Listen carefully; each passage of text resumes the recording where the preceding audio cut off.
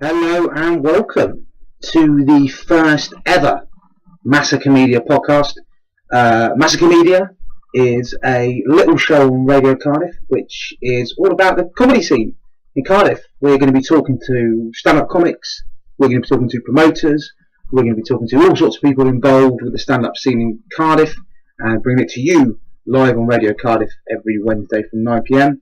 We're also going to be doing this podcast, which is a nice little condensed version of the people we talk to. Sorry about the poor quality of this bit. I am sat in the attic of my house on my girlfriend's laptop. The production standards are a little bit better once we get to the main show. In the main show, we're going to be interviewing the amazing Bethan Roberts, the winner of the Welsh Unsigned Stand-Up Award 2014. She's fantastic. I'm going to leave you now and pass you over to the amazing host, Tony Davidson, and the ridiculously funny Bethan Roberts.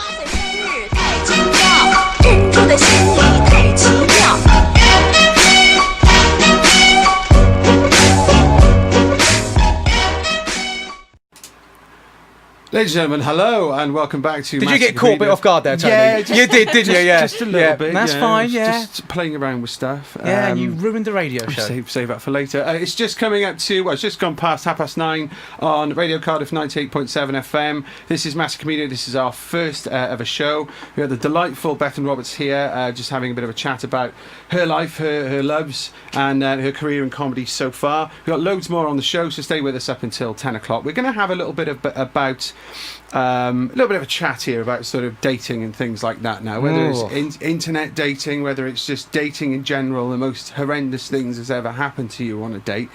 What are your thoughts, guys, on in general, sort of about internet dating, for example? Are you fans of it? Do you think it's all right? I've never... Right, I'm going to sound like a real arrogant idiot here, but I've never used internet dating before. I'm 30. I've been in 2 5-year relationships, which doesn't leave much time. And obviously being 30, there wasn't much internet dating around 10 years ago. Yeah. I've not done it much. Yeah? I've not done it much, no. My sister... We should get. She's all over it. Is she? Seriously. She literally, and this might sound like I'm trying to make a really crap joke, she literally got a blister from swiping right too many times on Tinder. Oh my God. She literally got a Tinder blister. It was ridiculous. Okay. So she knows a lot about it. Maybe we should get her to call in, but she won't. Okay. Bethan. I'm on Tinder actually. Oh! It keeps running out of people in my area though. Oh, does it? Yeah. How big your search that you expanded? Do you mean the miles. system runs out of people, or do you run out of people? I think a bit of both, to be honest. Yeah, there's a lot of no's. Are you on Tinder, Tone? No, I'm not. Funnily enough, but now you've heard Bethan is. My girlfriend's best friend is on Tinder. My girlfriend actually put her in touch, and believe it or not, my girlfriend's best friend is now going out with someone who I know very, very well from the house music scene years and years ago. But my girlfriend put her on to Tinder. And my girlfriend thought it was brilliant, and until one day she actually got hold of my friend's phone and started replying on behalf of my friend, and wrote the most ridiculously horrendous things ever. I'll tell you off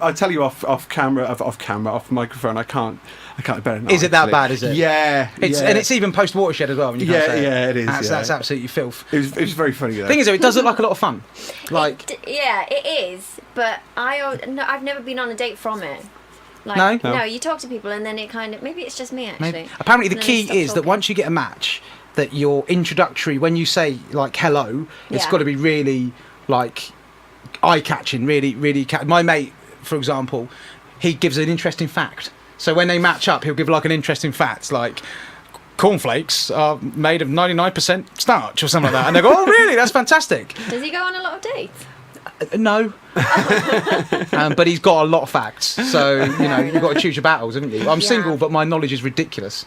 Cornflakes, yeah. I was on Match for I used to go on it 6 months on, 6 months off.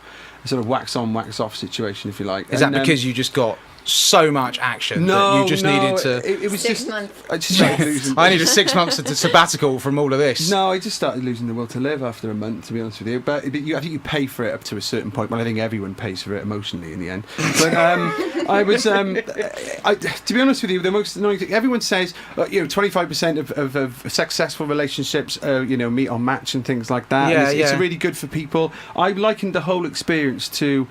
It's like going shopping on a rainy Christmas Eve with every other disorganised person in the world. So it's sifting and thumbing through the damaged goods that no one else wants in life. Wow. It was for me anyway. No, I'm not. Tinder sounds a little bit more immediate, but I think what did my head in about it all was people lie before they've even met you. Yeah. And God, that's terrible. One of my friends who's is like a serial matchist, if you like, she's on it all the time, and it's become her normality. Her relationship status is so she's continuously on Match. So if she ever does get a relationship, it's going to be such an unusual thing because she's just used to meeting man upon man upon man. As I said, sifting through the damaged goods that no one else wants in life because she's just been extremely unlucky. And she's met people who have lied about their height.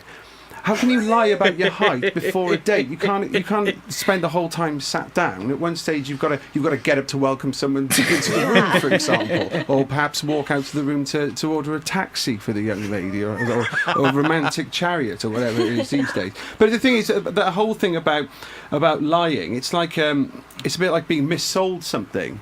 And I think in a month or so's time after the date, you should put in a sort of payment protection claim against them and just say that all this was wrong and it was completely missold to me. I find it really weird that you can. Back in the olden days, and I don't mean like the 1890s, I mean like in the 70s when there was no like online dating, you'd meet people in clubs and bars and stuff, and you could meet someone completely opposite to you, completely random. Like I met my girlfriend through work, and we're completely different. We're chalk and cheese. We're nothing alike.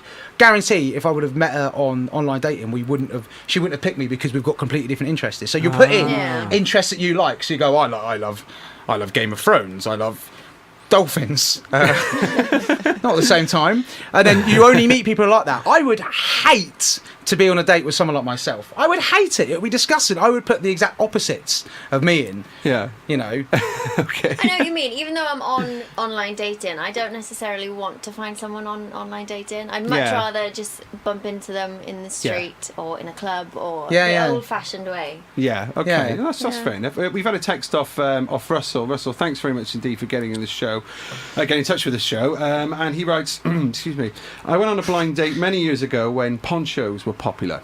I hated them for some reason. I was sitting in a bar. Hang on, when were ponchos ever popular? I don't know. Russell seems to think there was a time. Was he on a date in Mexico? Is that when it was?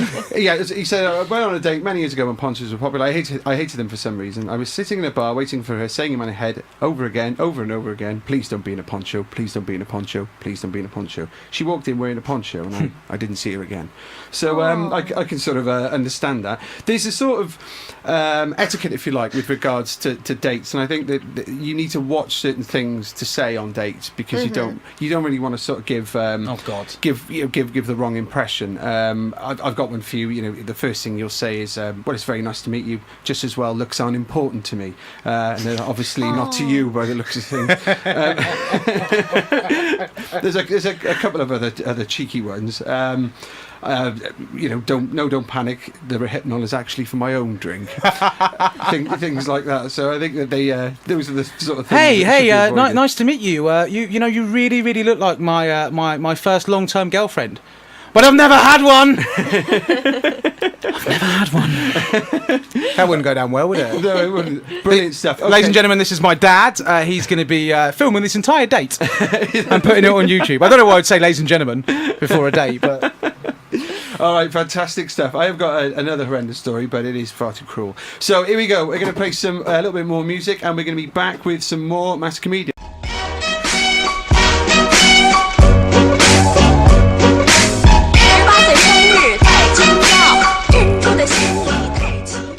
No, I was training to be a pastry chef, but my background was in musical theatre, and it had been a while since I did any performing and working in the kitchen. It was pretty much like Hell's Kitchen every day, and it just got me really down. And I said to my friend, I'm really missing that buzz you get from performing. Yeah. And she just made a throwaway comment to say, why don't you try stand-up comedy? And I said, why? Like, I'd never even thought of doing it. And she said, well, you've got good comic timing, you know, you're funny, you're good on stage. She said, just try it. And I said no and like dismissed it, and then the more I thought about it, the more I was like, actually maybe I could start writing things and see how it goes. Did you go to stage school or drama school or anything like that? I did. I studied musical theatre for 3 years. Did that help, do you think? Yeah, definitely. Definitely. I mean, I've got a C in GCSE drama, and I refer back to those lessons with Mr. Birmingham quite a lot. Was he part of the UK bodybuilding scene, Mr. Birmingham? Yeah, oh God, I never thought about that. Getting a character, but first I'm going to flex. Just edging out Mr. Worcester in the UK Championships. Okay, but you made a really good point there of you being naturally funny anyway before it starts, and I think that when you start, and the greatest respect to anyone who ever starts doing stand-up, some people who do start stand-up miss the obvious trick of being naturally funny anyway. Yeah. And I think some people get into it and think, I just really like the idea of performing, but not actually having anything funny to say, or they're not funny naturally. I think that's me being really cynical, I think. You do need that kind of funny bone. Yeah. And I think if you're not naturally funny, you can tell when someone gets on stage. Yes, completely agree. Yeah. You've been to see Tony then? I have. Yeah. Oh, sorry, mate. Sods. It's not very nice, Jamie. All right, brilliant. So we'll go right back now to your first gig. Where was it? It was in a bar, I think it was called Angel in High Street, Kensington. Oh, okay. And it was I entered a competition for my first ever gig, and it was run by a guy called Bobby Carroll, and it was for Fresh Comedian. Okay. I think, and I think there were about maybe 10 people in the audience. Right. But it was really good. It was, I think, all women. It was an all women kind of competition. Great. But there were really good people there. There was like Viv Groskop, Sophie Hagen. Right. And then just me trying out. But it went really well, and Bobby took my details and said, can I get you some more gigs? Yeah. Good. And he was quite impressed. It was my first time. I didn't go any further in the competition, but it was really good to kind of start at that level, Brill. So what sort of emotions did you go through with it all? I mean, did you have that sort of... I suppose you being, a sort of a staunch stage person anyway, you didn't probably get much stage fright then, did you? I did, because it's a different kind of thing to do on stage. It's just you and your material, if that makes sense. Yeah. Whereas if you're acting but you're doing like a solo piece, it's someone else's material, so you don't really care so much for the response, but it's not as personal. If that makes sense. Yeah, of course it does. All right, so you obviously did a lot of gigs, and then you entered you did Buffalo, as we were talking about earlier in the year, which was a very good gig. As you said, it was very warm, a lovely room, and a lovely idea as well. That nice club. And you went on to win the Welsh Ensign Stand-Up Award earlier this year. I did. Well done, indeedy. Thank you successfully beat off 60 contestants. I did. Some of them women as well, which is obviously a massive achievement. How did you feel about that? Because it wasn't just a simple case of sort of going through the final. You went through the two heats before you got to the final, didn't you? I did. My first heat wasn't that great, to be honest, because I hadn't gigged for a long time before that, and I think I was in the process of moving back home, and I nearly didn't do it. I said to my best friend, I don't think I should do it this year, I'm not ready. And she said, just do it, just see how it goes. If it doesn't happen, you can enter next year. It's kind of no big deal. Yeah. And I was speaking to Scott Fitzgerald, who was one of the judges the other day, and he said it was painful to watch you up there a little bit compared to last year and how good you were in the first round. He said this year there was just something missing. So he said, like, you were lucky that it wasn't a very kind of strong heat. Right, okay. So, any comedians tuning in who are in Bethan's seats, I'm sure she apologises for that comment. Sorry. Okay, brilliant stuff. Well, I've got a bit of a bone to pick with you, because we tweeted you in the week. You? Yes, asking to bring the purple fez along. Oh my God, you did! And I can't see it anywhere, and I'd like you to explain yourself. It's on my shelf in my bedroom. I see. I'm very sorry. So you won WUSA, and you actually win a purple fez. You do. You win a little purple fez. Brilliant. And a little trophy, which I think my dad took to bed with him the first night I won it. He wouldn't let me hold it or anything. Interesting. He's very proud of it. Do you know what? I'm sorry to interrupt. I've done exactly the same thing. I done it in 2002. I won a Jongleurs one, and I did fall asleep in my bed clutching my award. Really? But, I do that most nights anyway. Carry on. So this Purple Fez, do you just... I could imagine if I'd won it, which isn't going to happen, but if I was to, I would be strolling around the streets of Cardiff wearing that Purple Fez and just hoping people go, hey, what are you wearing a Purple Fez for? And I'll go, well, let me tell you something. But I'm from the Rhondda. Would you wear it in the Rhondda? Is the material worth any value? To Rhondda people, Yeah, yes, probably is, definitely. yeah. I wouldn't. What else did you win? You had a gig, got a big gig out of it? I Gig? did. I did a gig with Brendan Burns the next day, and Matt Rees as well was there doing the gig, who won WUSA a couple of years ago. Yep. So that was brilliant. Yep. And then you also win some money, Excellent. which was fantastic. We like money. What did you Yes. spend the money on? Do you know what? I'm going to save it for Edinburgh next year. I'm going to be very nice. boring. That's very I'm pretty professional bored though, anyway. isn't it? Amazing, yeah. That's it. I'm making an investment, a shrewd investment. I would have spent all of it on cakes, sweets, and facts. Or laser eye surgery. I've not decided yet. Oh, really? Yeah. A bit more of a practical answer. Yeah, a little bit. So where are you based now? Are you in London? Are you back in No, Wales? Yep, I'm back in Wales, back in the Rhondda with my parents. Cool. Yeah, it's quite nice actually being home. It's a lot less stressful. Are we going to be seeing a lot more of you in Wales now? gigging and Definitely, stuff? definitely, yeah.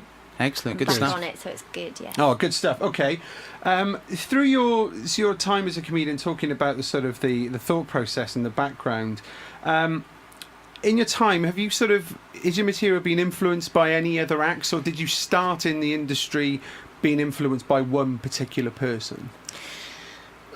Not really. I mean, I think my favourite comedian is Lee Mack. I absolutely adore Lee Mack and his kind of style of comedy. Yeah.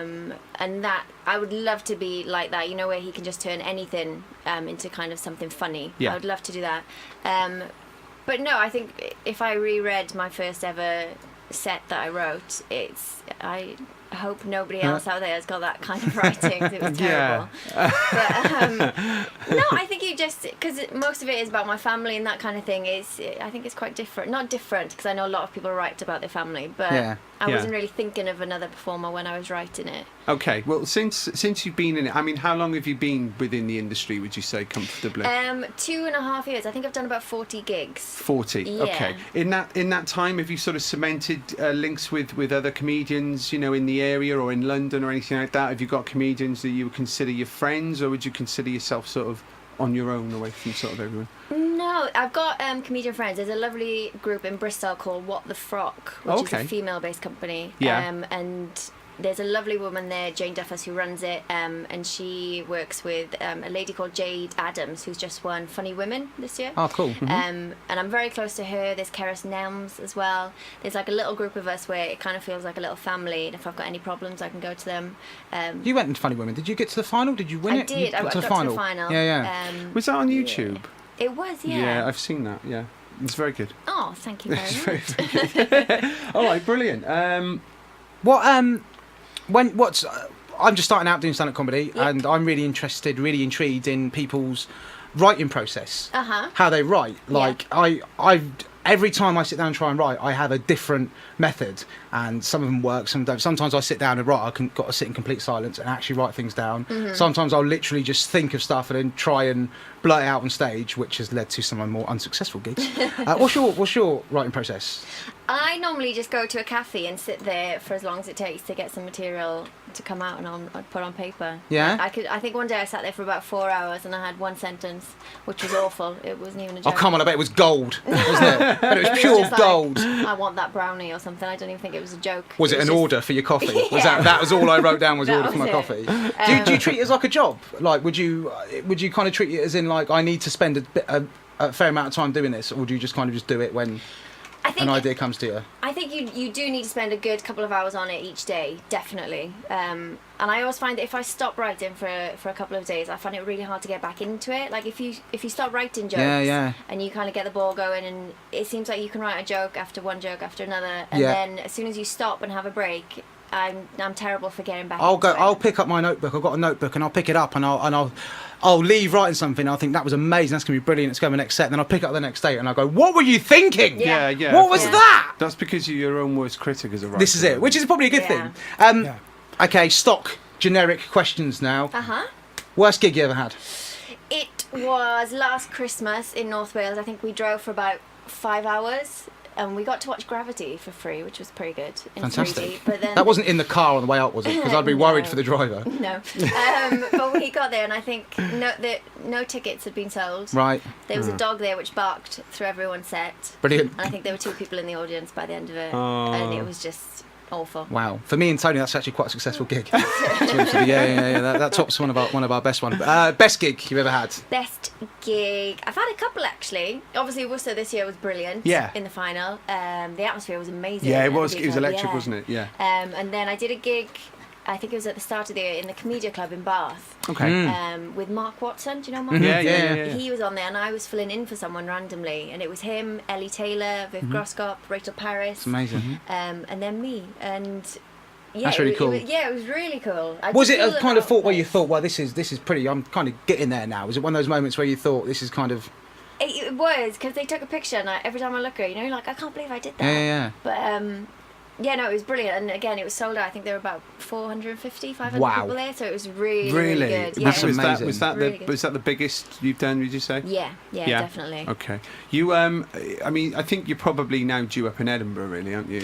I think. Yes. I was meant to go this year, and I started a new job, and they wouldn't give me the time off, so I had Really? to cancel it. But yeah, next year Damn it. definitely getting Yeah. up there. So you're going to try and do an hour up there? I want to. I think I need to get to half an hour first. Yeah. And then slowly build up from there. Yeah. But yeah, if I can do an hour, then definitely. I think it's hard to then try out that extra stuff because obviously you're probably at a level now where you're 20 minutes, I'd say, would you say, or 20 or even 15? Yeah, okay. And if we asked you to do your material now, Yeah. you could probably do it with your eyes closed, Yeah, really, couldn't you? yeah. And I think that's a good place to be because you've tried everything out and it's great, and you could just, I'll be sat on the toilet, for example, and I'll start saying my stand-up act, which is a bit worrying if you're in a public place.